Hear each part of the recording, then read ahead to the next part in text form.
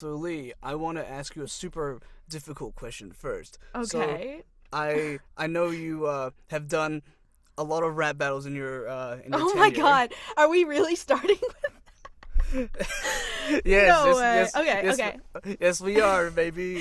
So what I want to ask is, Okay.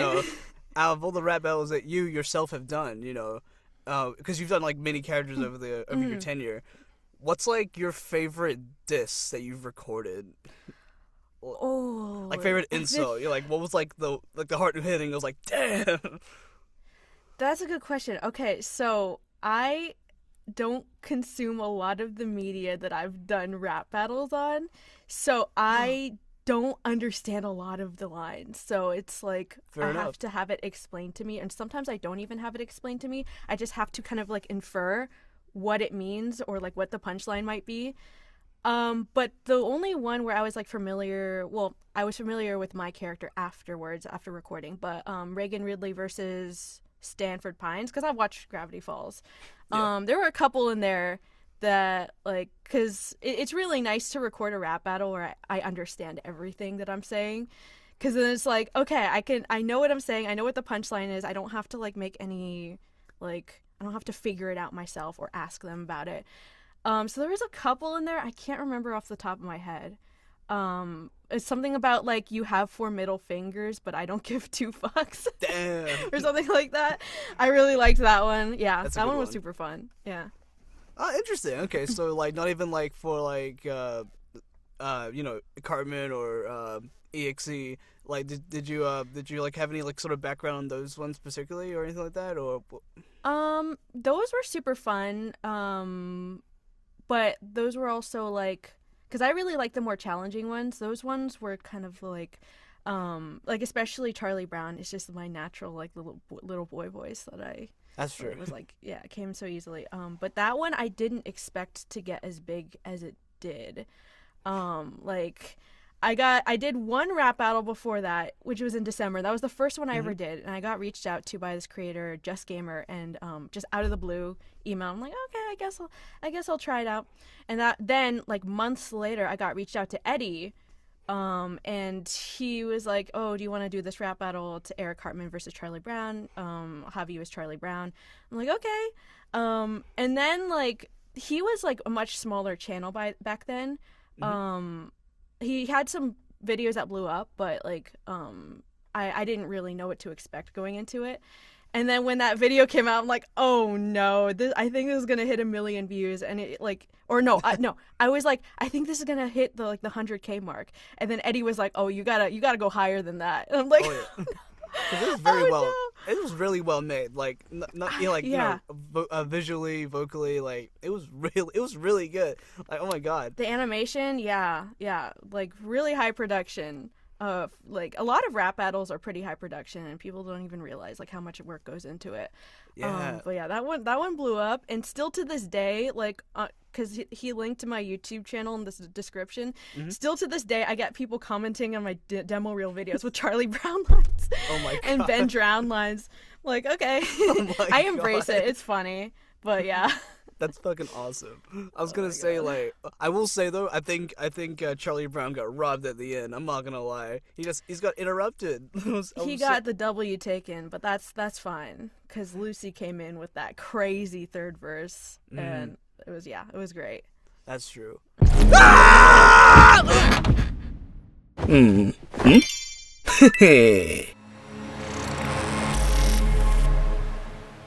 Hey everybody, welcome back to another episode of OverVoice Season 4.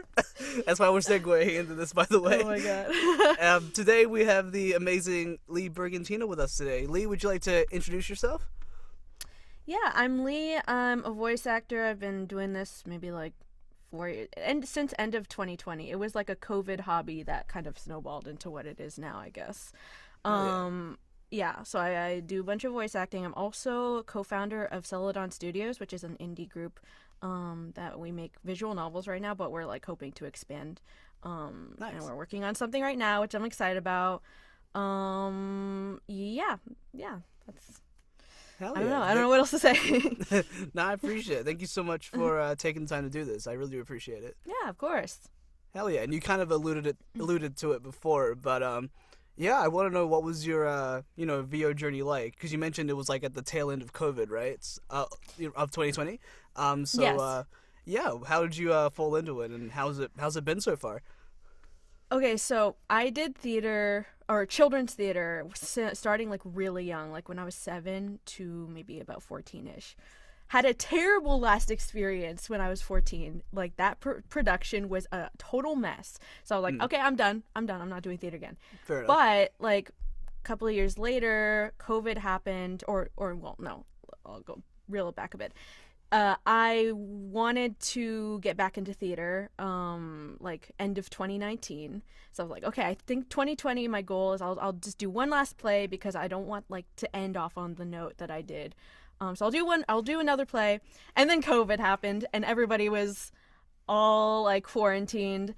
So I was like, okay, well now I can't do that. What was the play you would have done actually before COVID shut things down? I don't know. We had like a couple of community theaters nearby, and I was also in community college, so there was like some opportunities there.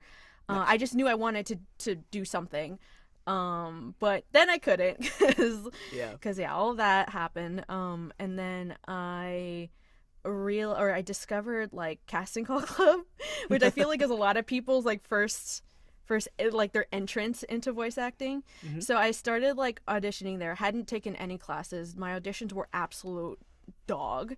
Like they were horrible. But I had a lot of fun with it still, and I just kind of kept up with it, and I don't know, just I started taking classes. I didn't take classes until like a year into it. Because like I was doing it as a hobby. I was doing it purely for fun. I was still in college for psychology, and so like my plan was like I'm a clinical psychologist, all that. And it was just kind of a hobby for me. And then I finally started taking it seriously, maybe like a year into it, and started taking classes. And so yeah. Hell yeah! I was gonna say because you mentioned psychology before.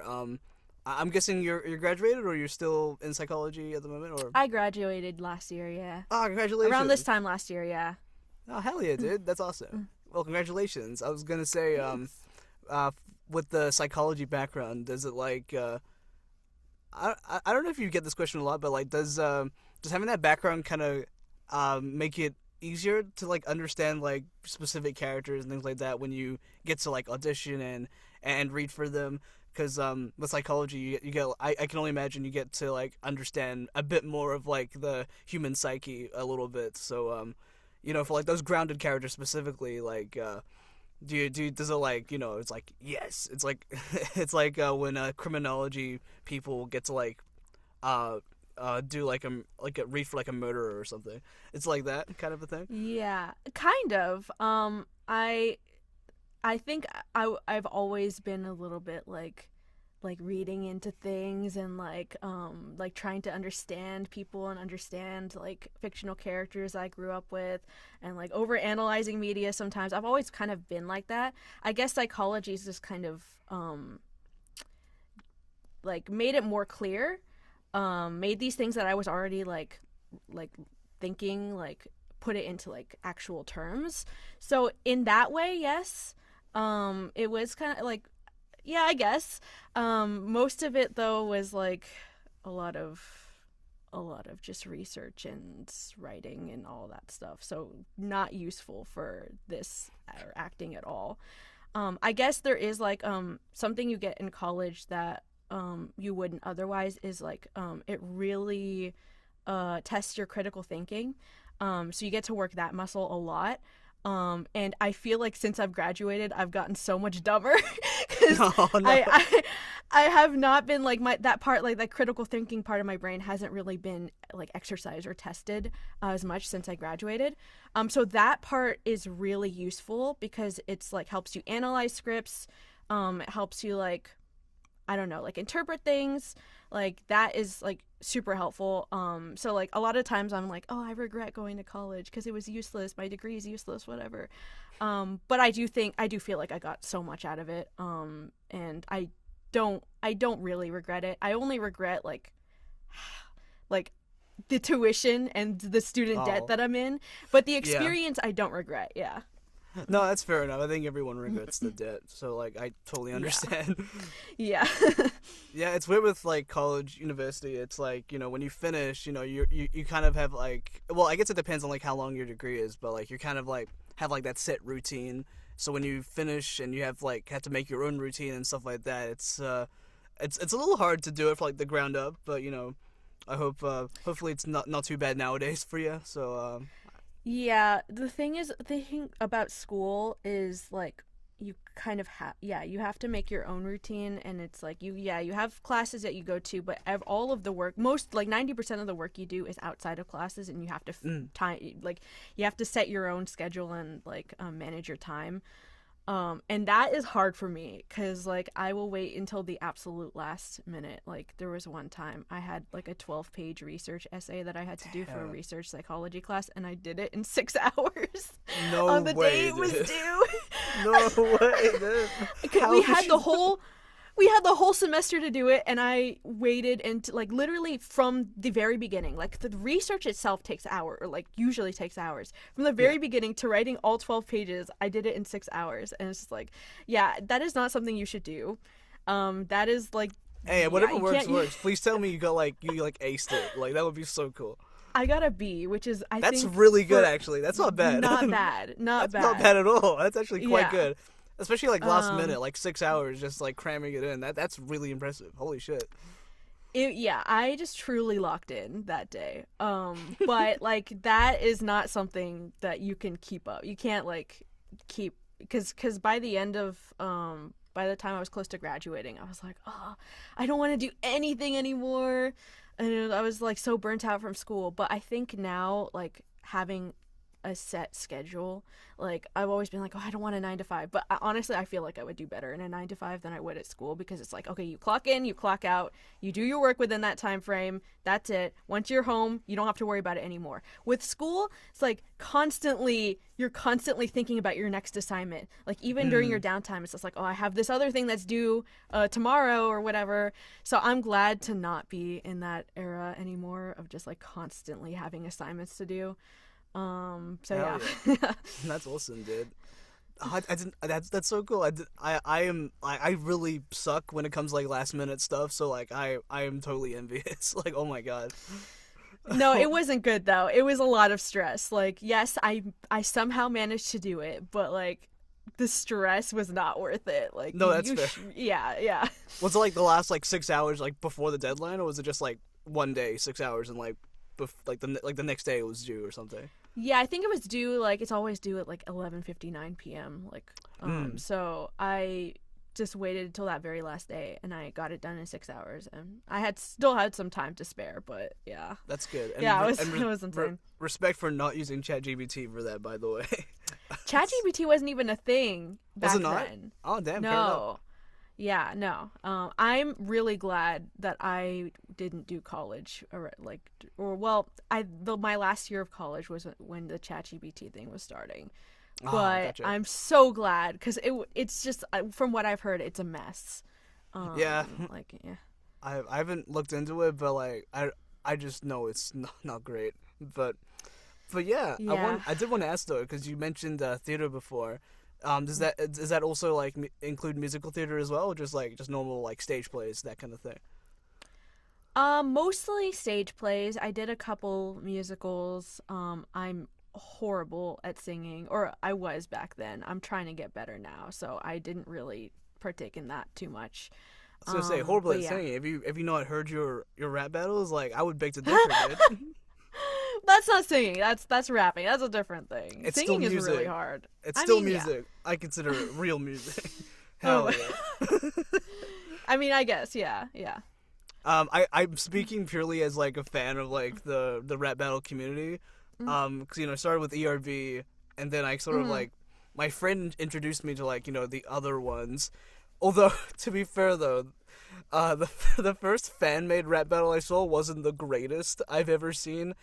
And if you know, it was the Joker versus Guy Fawkes, and I'm like, damn, are all fan-made rap battles like this? Oh no. I won't get into it, but it's fucking horrible. It's aged. Really? Yeah, it's like, think like early like 2013's humor. It just did not age well, and it's just awful. Wow. Oh The production's really good, but like the bars and everything else, it's bad. It's really, really bad. But Dang. but like I think later, a little bit later than that, you have like Freshly Canal, Itty, FRB, like all those battles, and like I love how strong the community is like to this day, and it's oh man, it's so cool. I think I find it so cool. Yeah, it is a really tight knit community. I didn't even realize this until I started getting involved with rap battles, because I didn't really know that it even existed, that there's like a whole community of it, because I knew about ERB. Obviously everybody knows about ERB, but when I got reached out to, I was like looking into it. I was like, oh, there's a lot of other creators who are doing some like similar things, and they're doing it differently. Like a lot of them are animated, they're not live action. So it was like really interesting to see, and I started getting more into it, and the community is like everybody knows everybody. It's very interesting. Oh, that's cool. But yeah, it's really cool. I was gonna say, like, do you partake in listening to like the other rap battles that other people do as well? Apart from your own, which I don't think you do that much, as you mentioned before. But do you partake in like listening to like the other rap battles from like from like Canal and Fight Marker, like those guys? Yeah, for sure. For my friends' rap battles, I listen to every single one. Every time their rap battles come out, I always listen to them. And then other times, like, I listen to every single one of Eddie's battles that come out, like, the day it comes out. Because I just love Eddie. I'm, like, a huge fan of his work. So yeah, I do.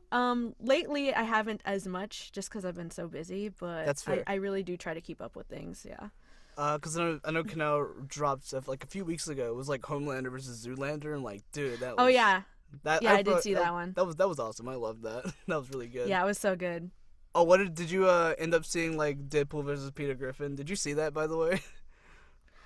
I think I saw parts of it. I know my friend Andy was talking about it. You can't just see parts of it. You gotta see the whole thing. It's like a outerversal experience. I know. Isn't it like 10 minutes long or something? Yes. It's super long. It's so worth it, though. Oh my god. It's so worth it. I love it. Oh man, it's such a roller coaster. There's so many like different versions that Fight Marker like uploaded. There's like the regular version, and then there's like the instrumental lyrics only, and then there's like vocoded other stuff. Oh my god! So it's so weird, but I fucking love it. I do love like the shitpost rap battles where it's just clearly very unserious. Those are my favorite. I love them. Yeah, I think there's definitely a couple channel. I can't remember what the names are at the top of my head, but there was like this one I say low quality, but I think it's high quality. But it appears low quality, and basically every time someone says like a certain word, the Terminator will come out of nowhere. He said, "Oh, I will be back later. I'm the Terminator." Like that. That's seriously it. Oh my God. But yeah, dude, I did want to ask as well, because you also mentioned before that you recently started up. Is it Celadon? Am I pronouncing it right? Yeah. Yeah. Well, what was that like? Because I think because I don't know what part of the team, like what's your role in the team and stuff like that. Like, how did you guys end up I guess making it and stuff like that? Yeah. We made like a visual novel together last year in May, and we weren't even like an established team by then. It was just me, Angie, Bree, one of our artists Fuzzy, one of our artists Captain, and we kind of just all came together and we made that visual novel for the Blossom VN Jam last year. And then I think we were working on another thing. I think we put out a casting call for our next one, Soul Bond. And then after that, while we were working on it, we're like, okay, and we've worked like on two projects together, and both are going pretty well. So let's just start a group, and we'll like, I don't know. So it was just like us, like the core, like 5 of us, and we started Celadon, and been recruiting like other artists as well. Like nice. We've gotten like two artists on board for our next like project, and like we're hoping to work with as many like people as we can, just like not even just like voice actors, like now, because a lot of our projects have been like people, or we've been like casting people that we know just because of time constraints. Yeah. Especially with Spooktober, like we literally decided that we wanted to do something for Spooktober like 3 days before it started. So we were like, oh god, we gotta rush. And so we just kind of were like, okay, we don't have time to do a casting call. For like those kind of game jams, you have like, I'm guessing you have like the whole month to like make it. Is that right? Yeah, we have a month, which is like, That's seems crazy. like it could be a lot of time, but it's like not a lot of time. It is not a long time at all. Not a lot of time. Yeah. So we were like, okay, we don't have time to do a whole casting call, so we're gonna we're just cast people we know. Now we are really trying to work with new people. We put out a casting call, and we were like, we told our friends like, oh, you can audition, but we're gonna really prioritize like newer people. No, that's good. So yeah, we're really trying to expand and work with as many new people as we can. Yeah, it's been pretty fun. Hell yeah, that's awesome to hear, man. I was gonna say, like, where does Celadon come from? Like, what made you guys land on Celadon? I'm hoping it's based on Celadon City from Pokemon, like from the Kanto region. But I'm totally open to whatever it is. It's not really my decision. But like, yeah. It stems from, okay, so the first visual novel we made last year in May was called Across From You, and it was very like it was about these two like witches who do plant-based magic, and they have these gardens, and they're like rivals and stuff like that. So we called ourselves the Green Team. Because like a lot of the art we were working on was like plants and all that stuff, and so that kind of stuck. Like the Green Team stuck, but obviously we couldn't call ourselves Green Team. It's not CE or like SEO, not SEO. It's not very like, I don't know. There's a lot of that already.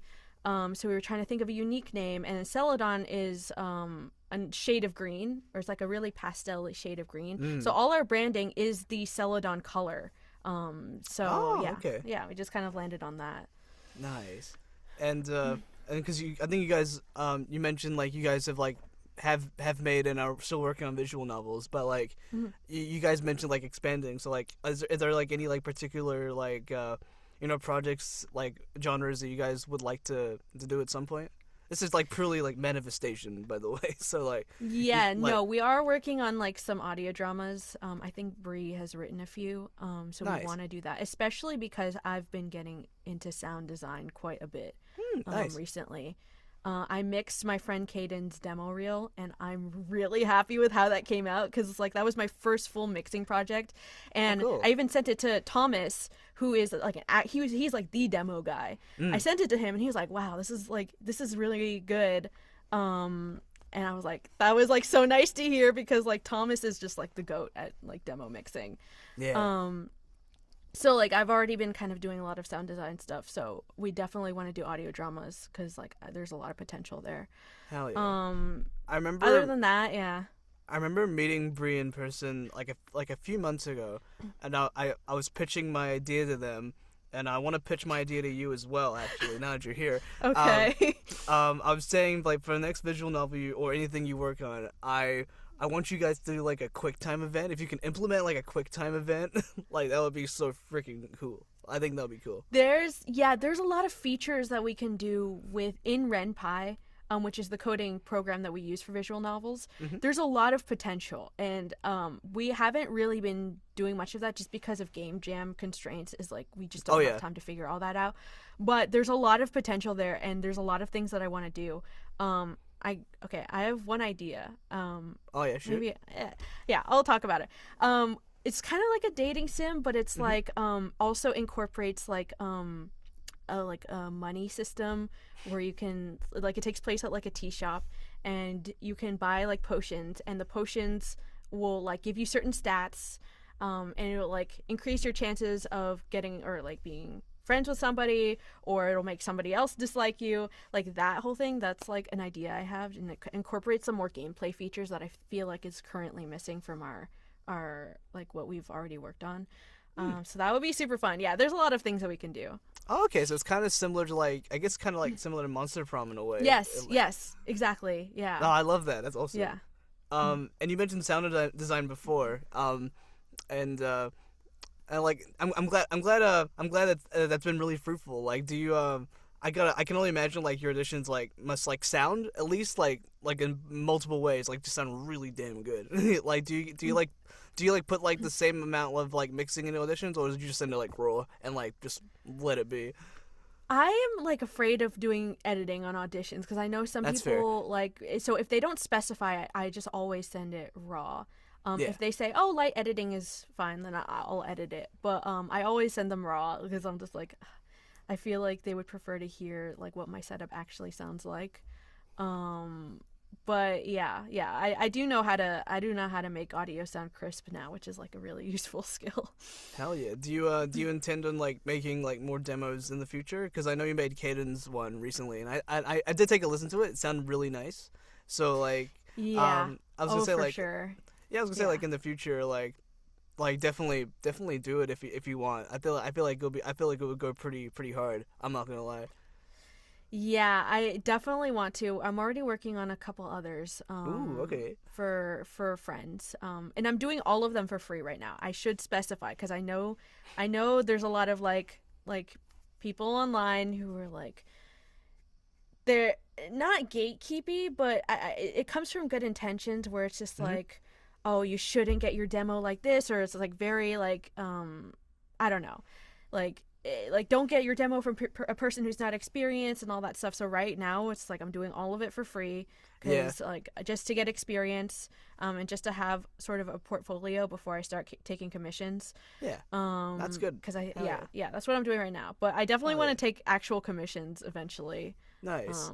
I mean, I'm gonna be real. I think it might be a little gatekeeping because it's like you gotta like, what is it? You gotta have it be directed by this person. You gotta has to be like $3,000. It has to be this engineer and stuff like that. I don't think it's like that crazy as it used to be. Like I think maybe a while ago it did definitely. It was like the standard or something. It was like it had to be this or whatever, right?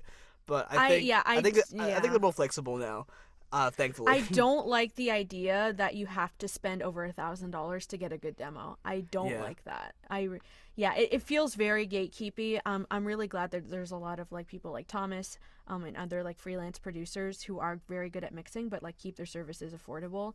And obviously, like going to an actual studio and recording in studio and getting it done there is going to be the best. But I don't feel like it should be the only way to get your demo done or to get a good enough demo to like start reaching out to agencies and stuff like that. I don't believe in that. I really like the people who make it like affordable, and that's kind of my intention as well, because I'm not like a studio producer or whatever. I'm also just a freelancer. So like keeping it affordable, like for people who don't have the funds to go spend like $3,000 for a demo. Yeah, that's like my goal with that too. No, fair enough, man. Like that's awesome to hear. I love that. I was also gonna say because you moved to LA recently. What was and you lived in the Bay Area before? Is that right? Yeah. Yeah, I was gonna say what was the move like for you? Hopefully it was pretty smooth because like it's kind of close by, right? Yes, I'm in West Hollywood. It all just like it was like the stars aligned. It was really like crazy. Because at the beginning of the year, I knew I wanted to move to LA, but I was like, I don't think it's gonna happen. Like, it seems too like it's very difficult to find a place. It's difficult to find roommates, all that stuff. And then I did a mentorship with Cassandra Lee Morris. She had like an 8-week sort of program, cool. And one of the other students in that program, Amelie, was looking for roommates in LA. So I'm like, well, that's like a perfect opportunity. And so it kind of just happened like that. And I've been living here since May. I think I moved in beginning of May. Nice. And dude, I love LA. Like I love it so much more than Bay Area. And I know that's like a controversial take, but I just like, there's so much more to do here. There's so many more people that I can meet. Like in the Bay Area, like people are just like very closed off, I feel like, compared to here. People are like, it's really hard to hang out with people. Like, everyone's like so busy, or just like they just don't want to hang out. Everybody here is always so down to hang out. I know, right? And it's something that I haven't really gotten used to yet, because it's like sometimes I'm like, oh, should I reach out to this person to hang out, because I'm really bad at doing that. But like, people are always so down, and so that's really nice too. So I've met like a bunch of cool people here. I've gone to like a couple hangouts. It's been really fun. Yeah. Hell yeah, no, that was like my favorite part about LA is I was just so shocked by it.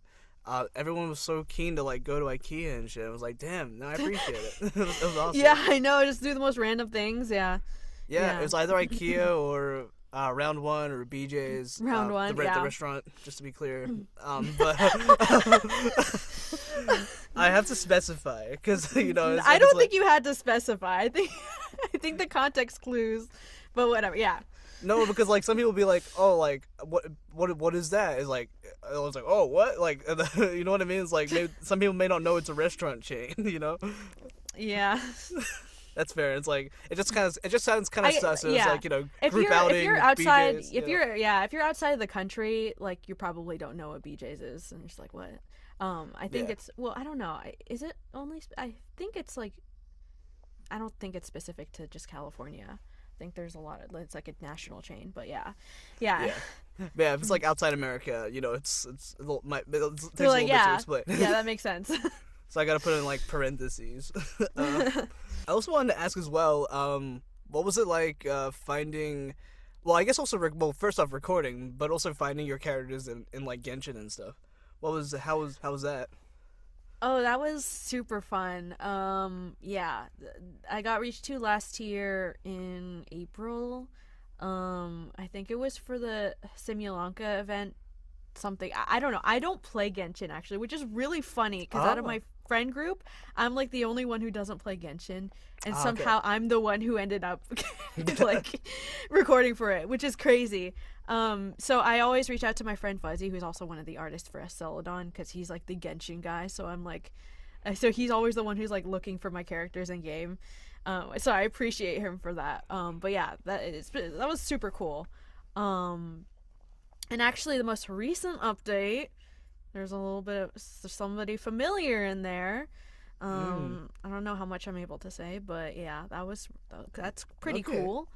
All right, nice. Yeah. Hell yeah! Did you did you like record that like separately, like later on, or did you like record that for like the beginning? And they added it like in a future patch or something. Later. Oh, okay. That was a couple months or. Yeah, a couple weeks ago. It was my first time ever recording in studio. Nice. How was that experience recording in studio for the first time? I was so nervous. I got there like 30 minutes early. Good. I was like, I cannot be late. I like anything but that. So I left like super early, and I parked like, and I was just sitting in my car for like 30 minutes, just hyping myself up, like, oh God. Oh, you didn't even go in? You didn't like in the waiting room or anything like that? No, because I didn't because there were other sessions going on, so I didn't want to interrupt. Gotcha. So I made sure like I went in like, I don't know, 10 minutes before my start time.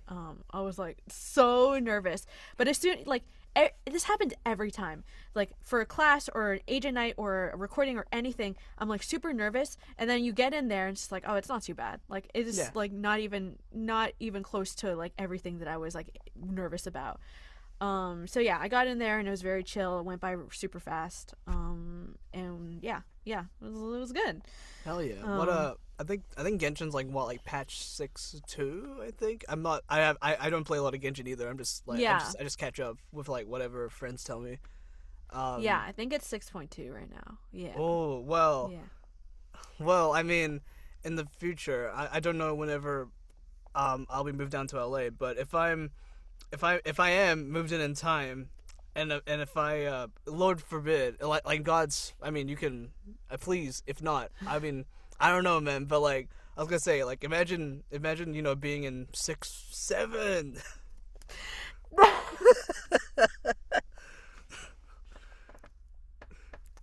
Anyways. Well, 6.7. Anyways. Anyways. I really hope that meme won't be dated by the time this comes out. I really hope it doesn't. I love it. I love 6'7" so much. I love it a little too much, actually. Some would say. I swear, I am so tired of hearing 6'7". My brother is so brain rotted. Like, oh my god, I hear it so often. And my poor roommate Lauren, who does subbing at middle schools and elementary schools, I God bless her soul. Like, she has to hear that on probably a daily basis. Oh my god. Anyway, it sucks because the 6 or 7 is very common in human speech. So if you I know. So if you hear it, it's you have kids going it's crazy. Oh my god. Yeah. I saw an image, right, of this kid looking at a photo of Jesus, and Jesus doing the pose, and it's and this kid, it was the dad was hey son, what's Jesus doing? 6'7", and it looks like he actually is doing it. So maybe Jesus is the originator. Oh my god. But it's weird, the things that will somehow become memes and be popular. I don't know. I feel like I'm getting old as hell. I feel so old. It's hard to keep up with them nowadays because it's hard to know what will stick around for long and what won't. Because I know memes usually last for weeks or something, but now it's they go by super quick. It's damn, just like that. I know. Oh my god, yeah. But I hope I'm not too late with 6'7", because I love it. I love it. I love it too much. Oh my god, I can't even imagine. But yeah, dude, I was gonna ask as well. Because you've done voiceover for a while, so I was gonna ask are there any future projects or franchises or anything like that you specifically want to work on or be in to complete your childhood or anything like that, or is anything out there for you that you might want to be in? Honestly, this is such a common question, but I don't really have anything specific. Mainly I just want to keep working. Fair. I don't really have any I want to be in this franchise or whatever. I just want to book jobs so I can keep doing it. Fair enough. And also pay my bills. So I don't have anything specific, but there are a couple things that I'm currently working on that I'm really excited about. The Wards of Orbis is something that I have been working on. And it's this indie animated project, and they're currently in Singapore right now pitching. Oh, cool. So yeah, which is really cool. And it's just they were chosen as one of 8 or 8 finalists, I think. Nice. So yeah, that's really super cool. But in terms of the future, I just audition for things that I see and things that come up, and then forget about it, which I'm not always good at doing, but it's just you cannot get too hung up on things. And whatever happens. But yeah, I'm just kind of along for the ride. I'm also very horrible at that. I'm horrible at the forget part, especially if it's things I really want. I think it's only ever happened where it's I've sinned and I don't forget, and I really look at it every day. It's only I've only ever booked it once in my life. I don't think I'd probably be the only time. I mean, I hope it will not be, but I think I've been getting better at just forgetting it. But I think I got a little too good at it because I end up deleting my auditions right afterwards, and they're and if you if I don't send you the reference, I was oh shit, what did I do? It's yeah, I know, yeah. I always make sure to keep my files until I see an announcement. I'm okay, I can delete those because I'm afraid of that happening.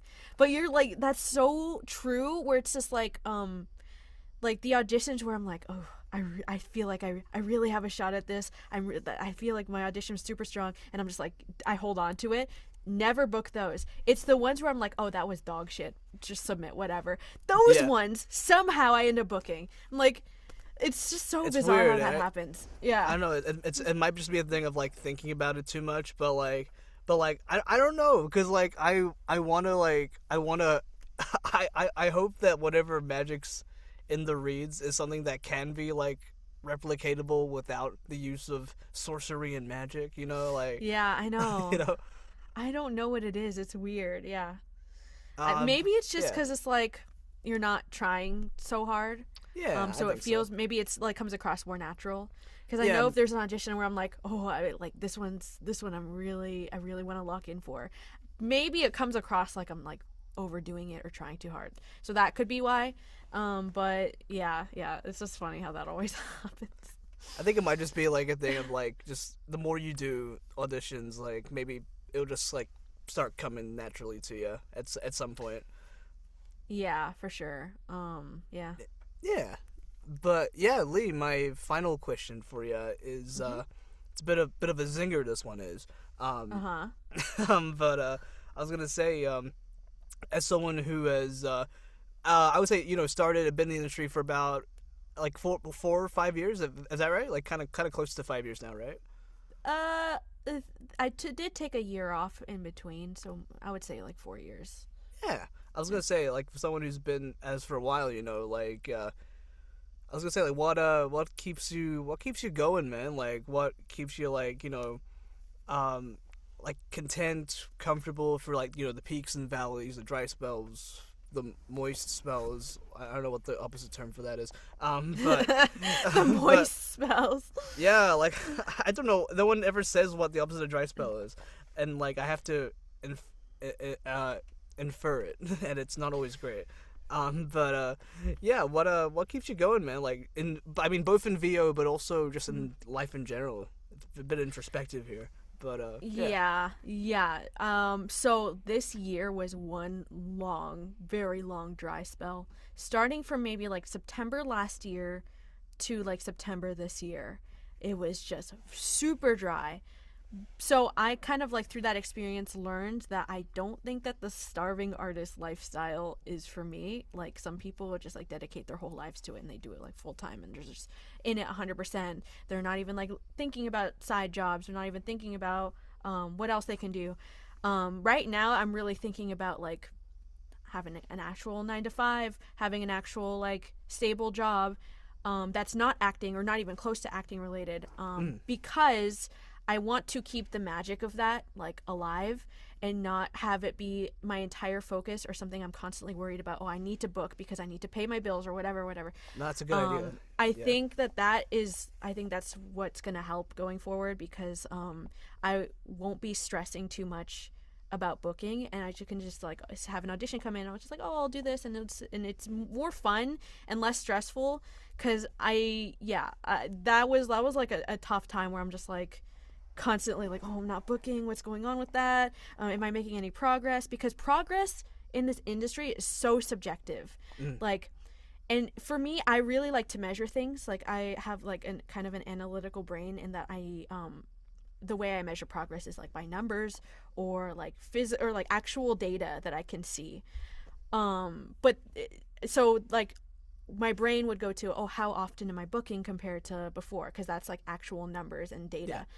But I also forget that progress can be seen in just like improving your skills, improving your marketing materials, all that stuff. It's just hard for me to see that when like my brain is focused on, oh, numbers, gotta book this next thing, gotta like do whatever.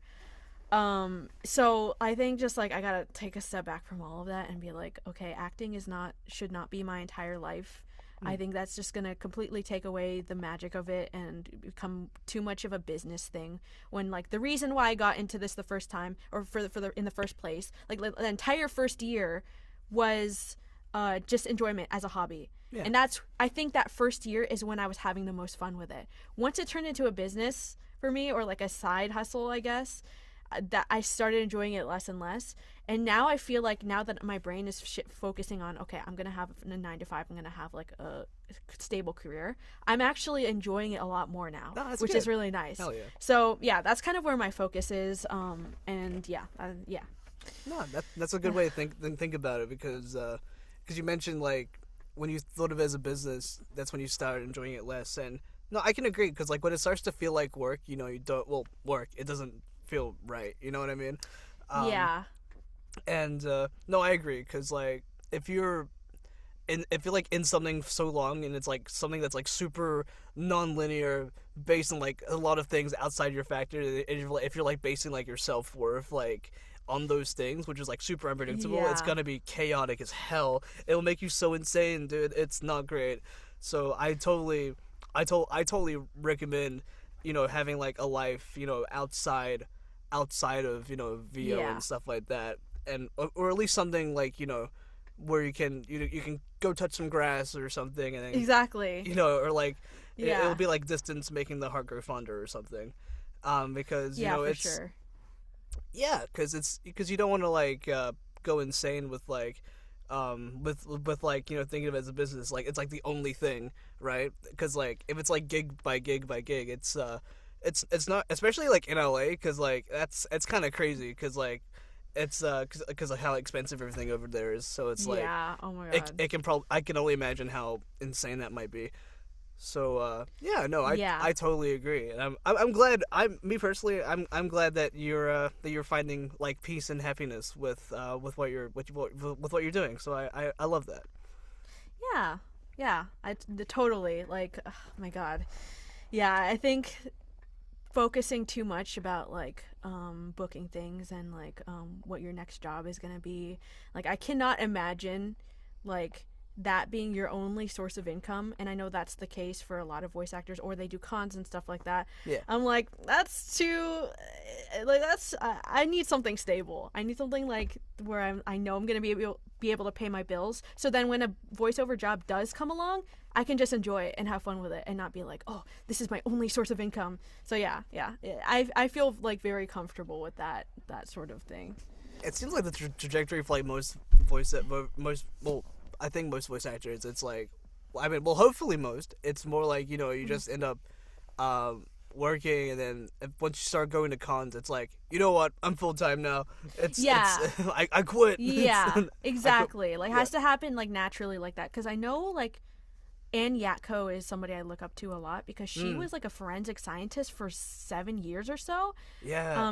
And then she switched to voiceover full time, and it's just like, oh, it's just proof you don't have to dedicate your entire life to acting to be successful. Like, you can still have a job, and you can still have something that pays your bills. Like, you can still be successful eventually down the line if you just keep at it. So that's kind of where I'm at, I think. Nah, and like, no rush. Yeah. And such a sweetheart. She, when I went to LA, she traded me a Zekrom in Pokemon Go for something super, it's like something I wouldn't want. She wanted that. I was like, oh, okay, I'll take it. Oh. It's she's so sweet. Hell yeah. But yeah, dude, on that note, this interview comes to a close. Lee, thank you so much for coming on and doing this with me. I really do appreciate it. Yeah, of course. Thanks for having me. Hell yeah. And yeah, where can people find you on social media and stuff? I can put it all in the description below. I'm just at Lee Bergantino on everything. Just full, first name, last name, pretty much. On YouTube, I'm Langle. And that's kind of like my rap battle alias as well. Just Langle? Just Langle, yeah. That sounds like a Five Nights at Freddy's character.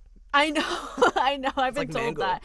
But it's just like, it's based off my birth name and then Lee, and it's just kind of a mesh, like a weird mesh of them. But yeah. Hell yeah. Yeah. Well, I hope you end up voicing someone called Langle, because that'd be kind of cool. Nice full circle moment. Oh my god, yeah. I'm sure Langle's a real word, right? Is it a real word? I don't know. I have no idea. Because like if someone told me Langle, I would like be like, oh, that sounds like a sneaky word or something stealthy. Maybe it's a real word. I don't know. But I've been told, or like, that it sounds like, or it's similar to like Gangle from Amazing Digital Circus. I'm like, that was not my intention to be anything like that. Literally, it's just a name that my friend started calling me like years and years ago, like 10 years ago. I think he was drunk one time and he misspelled and whatever, and so then it just stuck forever, I guess. But yeah. Damn. Well, that that just goes to show that drunk decisions will I know. will impact your life forever. I know. I So, have to credit my boy Steve for that one. Big up, Steve. Minecraft Steve. Let's go. Yeah. But yeah, thank you again for coming on. Thank you guys so much for watching, and we'll see you for the next episode. Bye, everybody.